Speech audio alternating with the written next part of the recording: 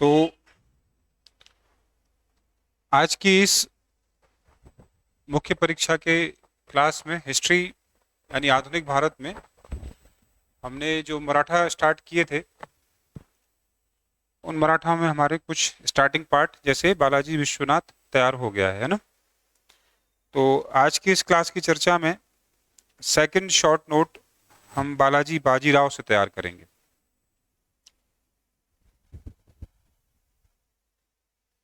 बालाजी बाजीराव। तो मराठा व्यक्तित्व में एक अच्छा नाम है बालाजी बाजीराव का।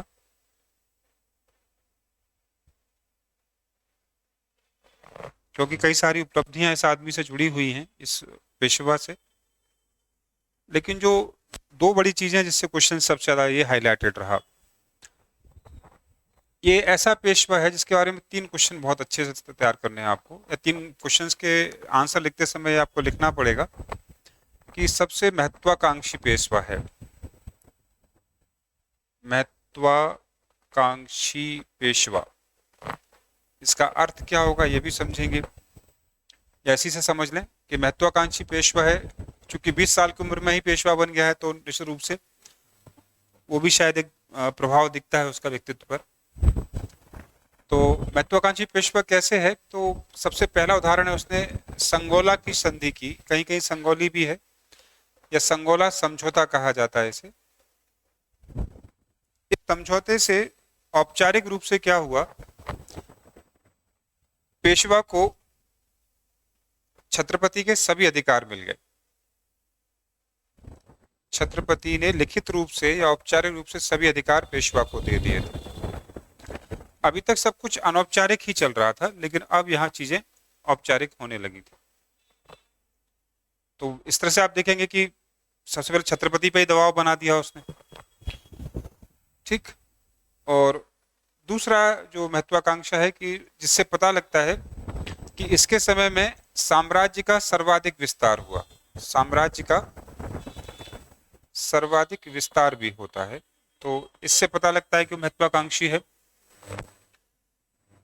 विस्तार का मतलब है कि भारत के कई राजाओं या राज्यों से वो चौथ और सरदेशमुखी लेने लगा है, सक्षम है इस बात के लिए। जैसे बंगाल है, ठीक है, तो कहाँ बंगाल और कहाँ अवध, चूंकि मराठे भारत के राजा तो है नहीं ना, ना बंगाल उनके कब्जे में है, इसके बावजूद भी वो इतने ताकतवर हो गए कि यहाँ बैठे बैठे बंगाल से भी चौथ और सरदेशमुखी ले रहे हैं। इससे उनके प्रभाव का पता लगता है, जाटों से प्राप्त कर लेते हैं, ठीक, और सब तलवार के दम पर हो रहा है। तो इससे पता लगता है कि सर्वाधिक विस्तार हुआ है। और तीसरी सबसे बड़ी चीज है कि वो तो नियंत्रण में था ही, कौन, मुगल एम्परर। तो मुगल एम्परर की सुरक्षा का वादा भी इन्होंने किया हुआ था, और उसे कौन लूट गया, अहमद शाह अब्दाली लूट के ले गया। तो ऐसी स्थिति में मराठों के पास सम्मान बचाने के लिए क्या था कि वही युद्ध लड़े अब्दाली से। नहीं भी लड़ते तो कोई खास मराठों को फर्क नहीं पड़ता, लेकिन इसके समय में पानीपत का, आप जानते हैं कौन सा युद्ध हुआ, सेकंड वॉर, सेकंड या फर्स्ट, सेकंड, ठीक है, या तीसरा, तीसरा हुआ ना। तो पानीपत का तीसरा युद्ध इसके समय में हो जाता है। तो यहां वो खुद लड़ने नहीं गया है, बल्कि किसको भेजा है, अपने भाई पर निर्भर है हमेशा के लिए। तो भाई का नाम है सदाशिवराव भाऊ। भाऊ को भाई कहा जाता है वहां, या भाई को भाऊ कहा जाता है, तो इसलिए नाम है। और उस युद्ध में सेनापति कौन है, उसका बेटा अल्पायुसन है उसका भी यहाँ पर, विश्वास राव। तो विश्वास राव से भी, और आप जानते हैं युद्ध का परिणाम क्या हुआ कि मराठे बुरी तरह हारे और गाजर मूली की तरह काट के फेंक दिए गए। यही कुछ पॉइंट्स हैं जो बालाजी विश्वनाथ के बारे में आपको वहां लिखने होंगे। तो अगर ड्राफ्टिंग करना चाहें तो समय के साथ शुरुआत करें, कार्य लिखें, और फिर अंततः उसका योगदान भी देखा जा सकता है। तो कार्य योगदान लगभग एक ही चैप्टर में हम इसको सम अप कर सकते हैं। तो सीधा आंसर आप लोग नोट कर सकते हैं आप कि 20 साल की उम्र में 20 साल की उम्र में पेशवा पद धारण करने वाला बालाजी बाजीराव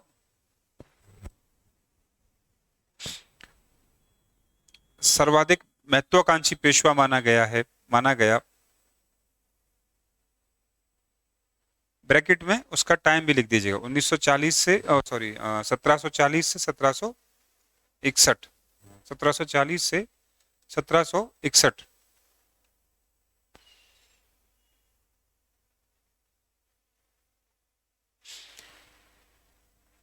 यह बात निम्नलिखित कार्यों से पता लगती है कि सर्वप्रथम उसने संगोला समझौते के माध्यम से छत्रपति के सभी अधिकार औपचारिक रूप से प्राप्त किए, औपचारिक रूप से प्राप्त किए। तो प्री का क्वेश्चन बनता है उस समय राजा कौन है? तो उस समय राजा छत्रपति कौन है? राजा राम सेकंड। इसके पिता का नाम भी राजा राम था, तो राजा राम सेकंड यहाँ पर छत्रपति है। कमजोर छत्रपति है, वीक है, काफी वीक है।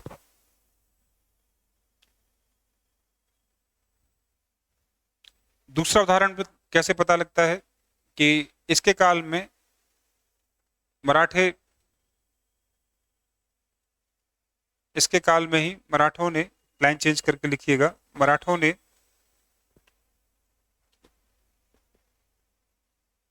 मालवा बुंदेलखंड,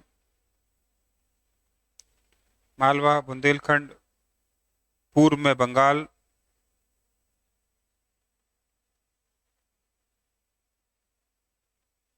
और कर्नाटक में अपना प्रभुत्व स्थापित किया।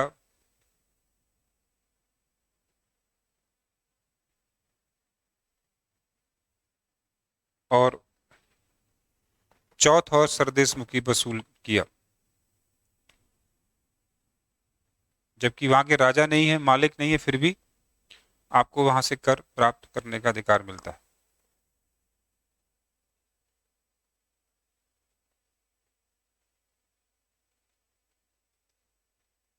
ठीक है। इसके अतिरिक्त उसने हैदराबाद में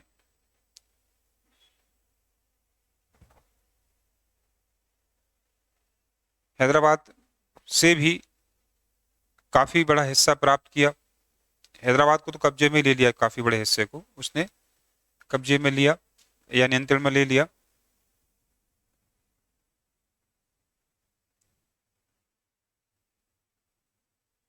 और 25 लाख रुपए भी प्राप्त किए।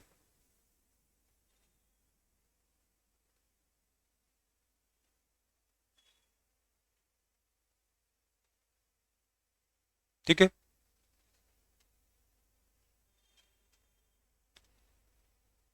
तो ये दो कदम उसकी महानता को दिखाते हैं।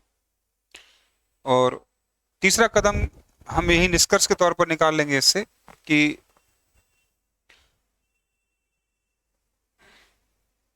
अपने सत्ता के गर्व में या घमंड में वह अनावश्यक रूप से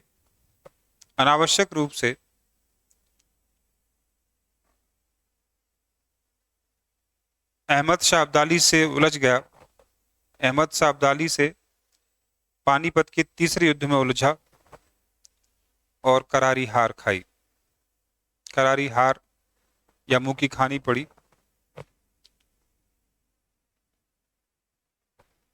और अपने भाई और बेटे को खो दिया, और परिणाम स्वरूप उसी गम में उसकी मृत्यु हो जाती है।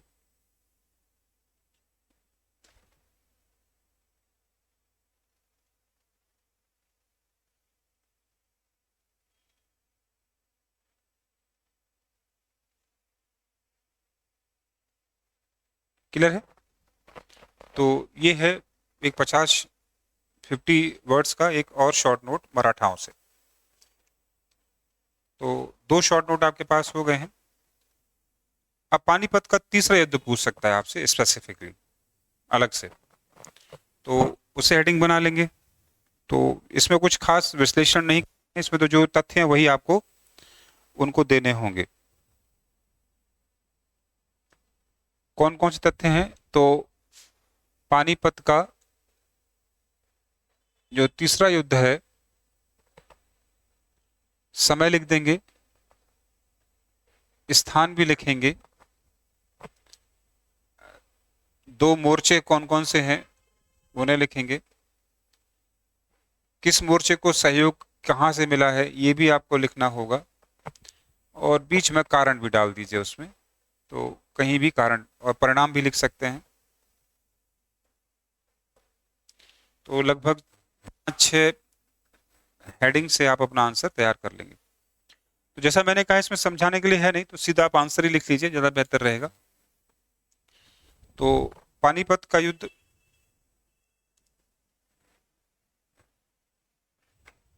पानीपत का युद्ध 14 जनवरी 1761 को 14 जनवरी 1761 को मराठों ब्रैकेट में सदाशिवराव भाऊ और विश्वासराव, सदाशिवराव भाऊ और विश्वासराव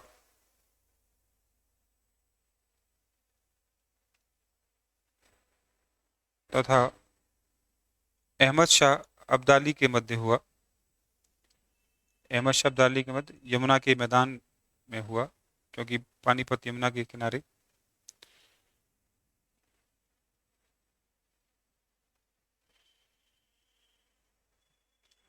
कारण लिखना चाहेंगे तो कारण भी लिख लेंगे साथ साथ।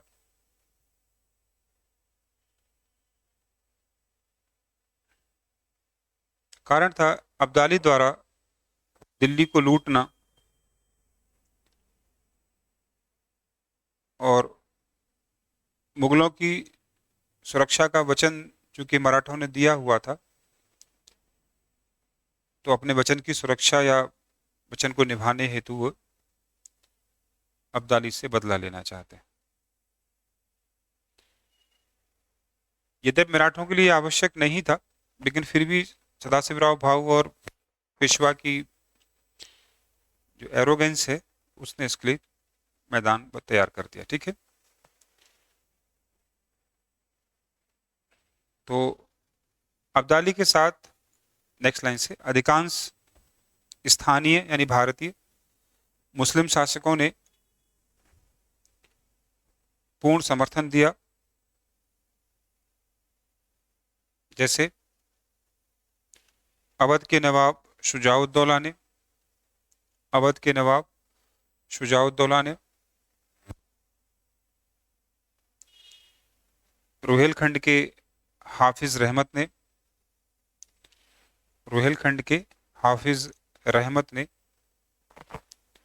इत्यादि ने कर दीजिएगा, है ना, ज़्यादा जरूरत नहीं बताने की।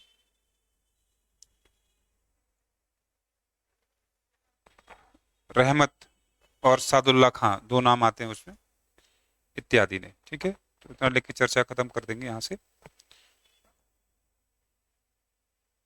लेकिन मराठे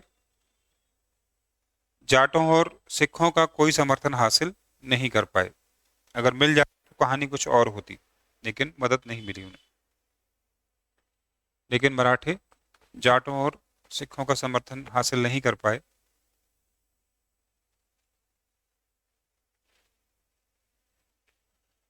ठीक है, परिणाम इस कथन से समझा जा सकता है कि हमने 2 सोने की मोहरें युद्ध में, 2 सोने की मोहरें, 2 मोती, मोहरें नहीं लिखेंगे, 2 मोती लिखेंगे, 2 मोती यानी सदाशिवराव भाऊ और विश्वासराव, 28 सोने की मोहरें और अन्य अनगिनत मोहरें खो दी हैं। तो बेसिकली एक गुप्त संदेश था पेशवा के लिए, एक मरते हुए मराठा सैनिक ने संदेश भेजा था।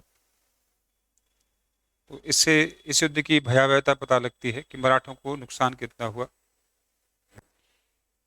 और अब्दाली की जीत का कारण भी लिखना चाहे तो लिख सकते हैं। छोटी तोपें, ऊंट पर रखकर चलाई जा सकने वाली छोटी तोपें जो पानीपत के मैदान में आसानी से घूम सकती थी। एक गोला दागने के बाद दूसरी दिशा में घुमाया जा सकता था। जबकि मराठों के पास भी तोपें हैं, लेकिन मराठे की तो बहुत भारी हैं, हैवी हैं, तो सारी तो पहुंच नहीं पाई। बारिश में कुछ में जंग लग गई, खराब हो गई, और जो बची वो फिर टाइम पर एक्ट नहीं कर पाए अच्छे तरीके से। तो इसलिए और भी कई कारण हैं। सदाशिवराव भाऊ की एरोगेंस की, उसने अपने दुश्मन को कमजोर समझा और दुश्मन की किसी भी कमजोरी को उसने पता करने की कोशिश नहीं की अपनी तरफ से, कि पता करता कि आखिर दुश्मन कितना ताकतवर है और हम उसे कैसे हरा सकते हैं। ऐसा कुछ भी भाऊ ने नहीं किया। तो इस नाते वो हारते हैं इस कारण से। मराठों का परिणाम तो हुआ कि मराठे काफी क्षति उठाते हैं, और लेकिन अब्दाली को कोई विशेष फायदा और नुकसान नहीं हुआ, क्योंकि वापस महादेव कहाँ लौट गया, वो अफगानिस्तान चला गया। लेकिन अंततः अगर व्यापक तौर पर देखें तो ये युद्ध मराठों की पराजय सिख राज्य के उदय में सहायक रही। यानी दो बंदरों की लड़ाई में बिल्ली फायदा उठा ले गई। तो यह पानीपत का तीसरा युद्ध का परिणाम, अंततः परिणाम। ठीक है, तो ये दूसरा हेडिंग आपका तैयार है। अब आप लिखना चाहें तो आंग्ल मराठा युद्ध लिख सकते हैं।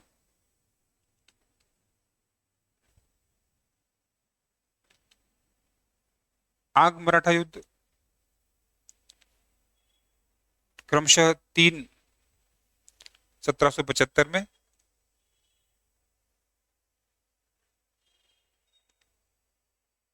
1803 में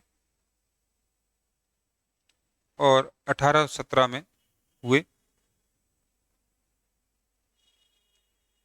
जिसमें तीनों में मराठों की हार हुई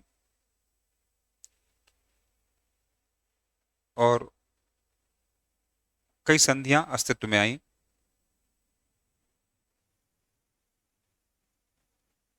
जैसे साल बाई की संधि, बसीन की संधि,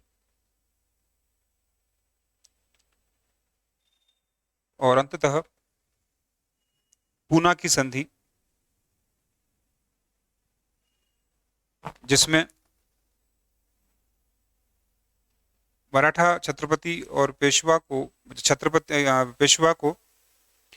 मराठा संघ की प्रधानता छोड़नी पड़ी, मराठा संघ की प्रधानता छोड़नी पड़ी।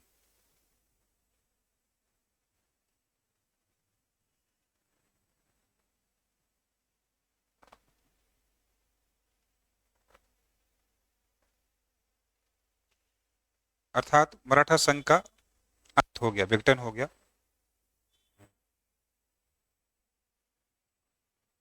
और पेशवा को पेंशन देकर कानपुर के पास बिठूर में रख दिया गया। कानपुर के पास बिठूर में पेंशन के साथ रख दिया गया।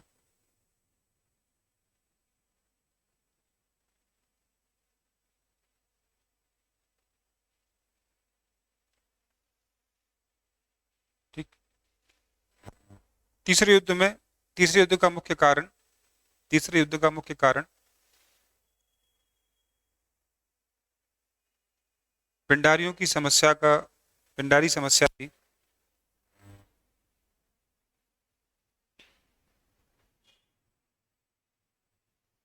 जिसका दमन लॉर्ड हेस्टिंग्स ने किया। एक मिनट रुकना, हाँ, लॉर्ड हेस्टिंग्स ने किया।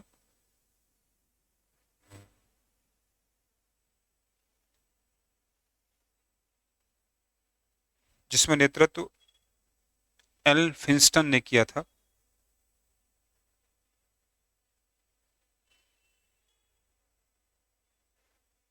एल फिंस्टन। नाम देना चाहो दे दो, लेकिन जरूरी नहीं है।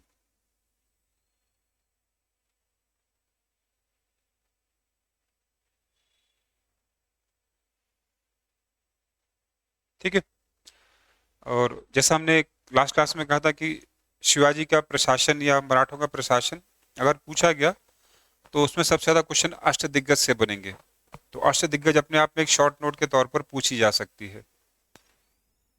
इसको काट के अष्टप्रधान करिए, क्योंकि अष्टदिग्गज कहाँ थे? केडी राय के दरबार में थे, है ना। तो ये अष्टप्रधान होने चाहिए।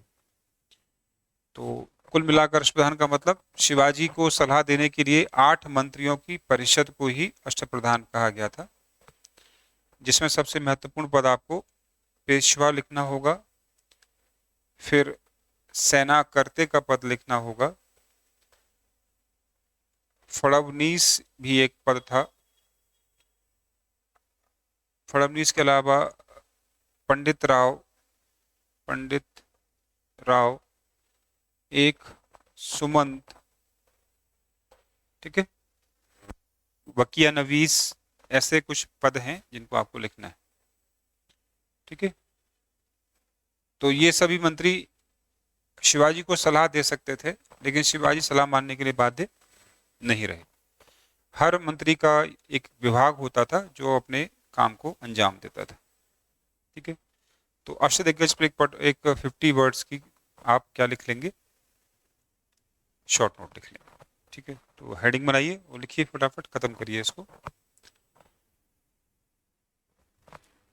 अष्टप्रधान शिवाजी के प्रशासन की मुख्य विशेषता रही, जो कि मुख्यतः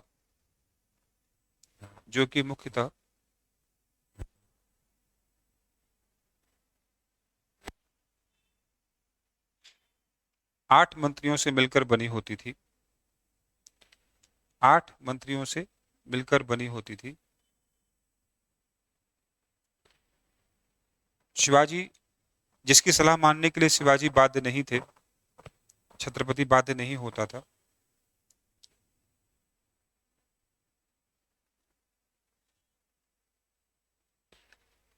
नेक्स्ट लाइन से,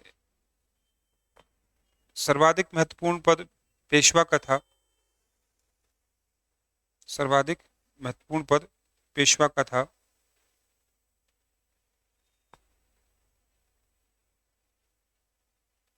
जिसे मुख्य प्रधान भी कहा गया। जिसे मुख्य प्रधान भी कहा गया। यह छत्रपति की अनुपस्थिति में सारा कार्य देखता था। संपूर्ण कार्य की देखभाल करता था और के अनुपस्थिति में संपूर्ण कार्य देखता था, संचालन करता था राज्य का। और सरकारी दस्तावेज पर छत्रपति के बाद मोहर भी लगाता था।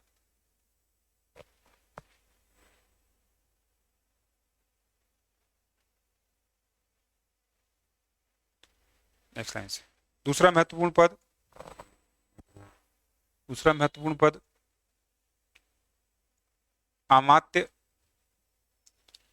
जिसको मजूमदार या पंत भी कहा जाता था।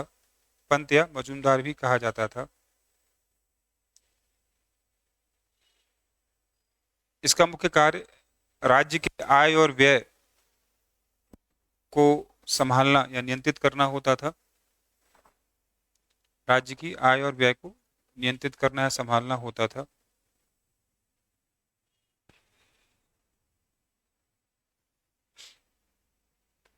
वहीं सुमंत या दबीर वहीं सुमंत या दबीर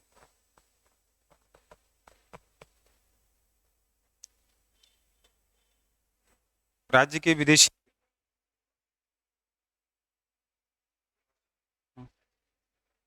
ओके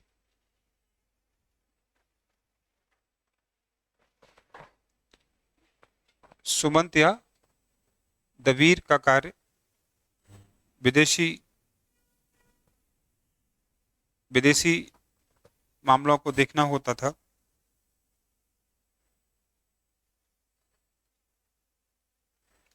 जबकि धार्मिक कार्य सत्र द्वारा किए जाते थे।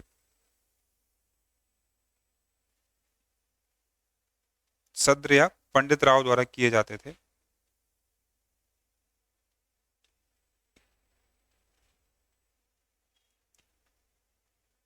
सेना की स्टॉप के बाद सेना की संपूर्ण लाइन से लिखिएगा, क्योंकि एक बार में 2-3 मंत्री बहुत हैं। सेना की संपूर्ण जिम्मेदारी सेना करते या सर ए नौ, एक ही लिखिएगा, शब्द बचाने हमें, तो के पास होती थी।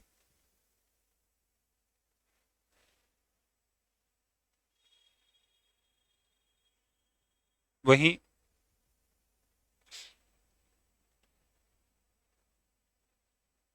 चिटनिस चिटनिस राज्य के सचिवालय और पत्राचार का प्रमुख होता था। यानी राजा जो आदेश दे रहा है उन आदेशों को क्रियान्वित करना इसी का कार्य होता था।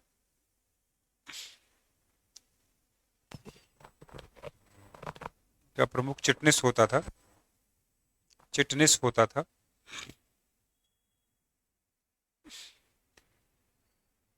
राजा के न्याय में, एक मिनट रुकना, न्याय क्षेत्र में शिवाजी के बाद न्यायाधीश की महत्वपूर्ण भूमिका थी।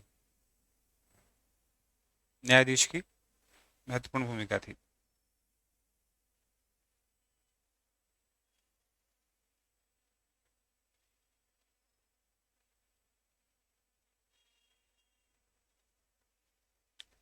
ठीक है, तो इसमें एक शब्द और लिख देंगे शुरुआती दौर में कि अष्टप्रधान केंद्रीय प्रशासन को देखती थी। इसका मुख्य काम क्या था? केंद्रीय प्रशासन। क्योंकि हर राजा के 2 तरह के शासन होते थे। जहां राजा खुद बैठता है, यानी रायगढ़ में शिवाजी जहां बैठते हैं वो, और फिर उनके राज्य, जिसको शिवाजी स्वराज बोलते थे। शिवाजी ने जितने इलाके जीते थे उनको स्वराज कहा जाता था, है ना। तो उनके लिए अलग लोग नियुक्त किए गए थे। ये पूरे राज्य के लिए कार्य करते थे अष्टप्रधान। ठीक है, तो इस तरह से मराठों से आपकी ये अंतिम शॉर्ट नोट आपकी अब तैयार हो चुकी है। ठीक है यहाँ तक? तो उम्मीद करते हैं कि ये कहानी पूरी हो गई होगी यहाँ तक।